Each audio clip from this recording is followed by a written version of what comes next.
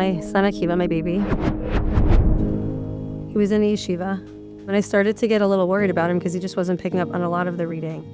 And his teachers would say things like, he just needs more time, he's gonna get it. And I just felt like in my gut that it was more than that.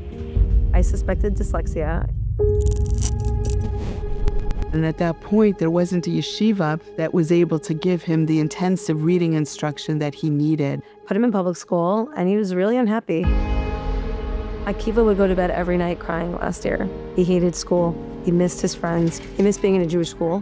And I was really stressed. I didn't know where to put him. And my friend said, call TAL. Akiva was really the perfect candidate for our school.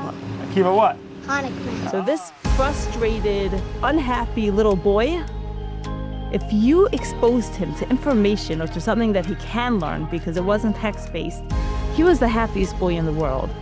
So we recognize that we have to make him seen and heard for the very intelligent boy that he is. I was taking him to meet Mrs. Taib. He said, Mommy, they're not gonna want me in this school because I don't know the Aleph Beis.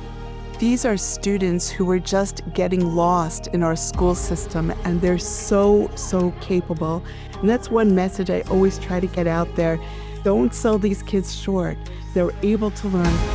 They just need to learn in the way that they can learn, at a slower pace, in a very systematic way where we make sure that there's mastery at every step of the way so that they can acclimate back in and then they're back right on track. A child walks around school who's struggling, never thinks there's something wrong with the program or the system or their teacher.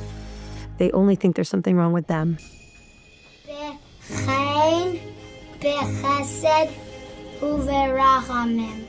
When Akiva came back to school this year, he carried himself a different way. There used to be a little bit of this feeling that he had to kind of prove himself.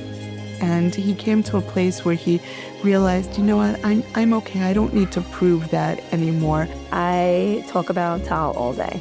Like, I look at him and I just, like, I even feel it now. Like, it just, I tell them all the time they saved this child's life.